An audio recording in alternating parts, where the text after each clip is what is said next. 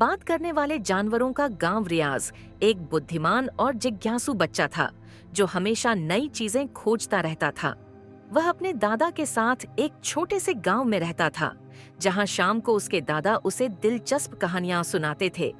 लेकिन एक कहानी ऐसी थी जो रियाज को हमेशा आश्चर्यचकित कर देती थी। बात करने वाले जानवरों के गांव की कहानी।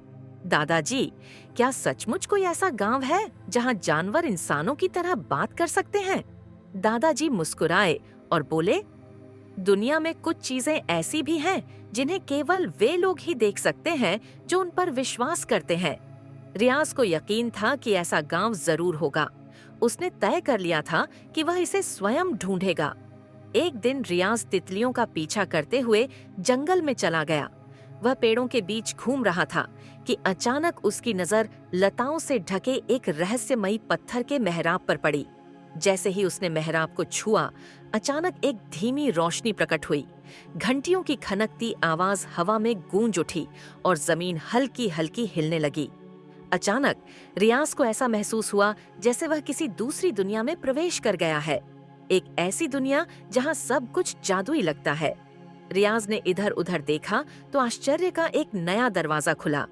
उसने देखा कि एक खरगोश अपने बच्चों को कहानी सुना रहा है, एक बंदर अपने दोस्त को आम खिला रहा है और तोते एक दूसरे के साथ मजाक कर रहे हैं। एक तरफ एक हाथी पेड़ों को पानी दे रहा था और दूसरी तरफ कुछ हिरण मिलकर गाना गा रहे थे। यह सब सपनों की दुनिया जैसा था, लेकिन रियाज को यकीन था कि यह सब हकीकत है। ये जगह आम जंगल से बिल्कुल अलग थी। पेड़ ऊंचे और चमकदार पत्तों वाले थे। नदी का पानी नीला और चमकीला था और सबसे आश्चर्यजनक बात यह थी कि जानवर इंसानों की तरह बात कर रहे थे। अरे, ये कौन है? एक हिरण ने आश्चर्य से पूछा। यह मानव है। यह यहाँ कैसे आया? एक बंदर ने पेड़ से झांकते हुए कहा। रियाज का दिल धड़कने लगा, लेकिन अचानक एक दयालु लोमड़ी, जिसका नाम चालाक था, आगे बढ़ी और बोली, डरो मत, मैं तुम्हारी मदद करूंगा। आओ, मैं तुम्हें यह गांव दिखाता हूँ। चालाक लोमड़ी रियाज को बताती है कि यह गांव कोई साधारण जगह नहीं है, बल्कि एक जादुई जगह है जहां जानवर इंसानों की तरह बात कर सकते हैं। लेकिन यहाँ एक कठिन नियम है, हमेशा सच बोलें, किसी को नुकसान न पहुंचाएं और सभी की मदद करें। रियाज ने आश्चर्य से सुना और सोचा, काश इंसान भी इन नियमों का पालन करते। जानवर खुशी से अपना जीवन जी रहे थे, लेकिन एक समस्या थी। पास के जंगल में एक लालची भालू रहता था जो हर महीने जानवरों का भोजन चुराने आता था। वह न तो किसी की बात सुनता था और न ही किसी से डरता था। हम सभी इससे बहुत परेशान हैं, खरगोश ने शिकायत की। हमने उसे समझाने की कोशिश की, लेकिन वह नहीं रुका। हाथी ने उदास होकर अपना सिर हिलाया। रियाज ने सोचा कि अगर वह यहाँ आया तो शायद इस समस्या का समाधान करने के लिए। रियाज ने एक नुस्खा सोचा। उन्होंने कहा, जबरदस्ती से नहीं, हमें तर्क से काम करना होगा। सभी जानवरों ने शहद के बर्तन में लाल मिर्च मिलाकर उसे जंगल के किनारे रख दिया। जैसे ही रात हुई, लालची भालू आया और खुशी से पूरा बर्तन चाट गया। लेकिन जैसे ही मिर्च का असर हुआ, उसका मुंह जलने लगा। वह दहाड़ता हुआ नाले की ओर भागा और अपना मुंह पानी में डाल दिया। हाँ हाँ हाँ, अब आप समझ गए कि दूसरे लोगों की चीजें चुराना कितना बुरा है। बंदर हंसा। भालू ने शर्म से अपना सिर झुका लिया और फिर कभी चोरी न करने का वादा किया।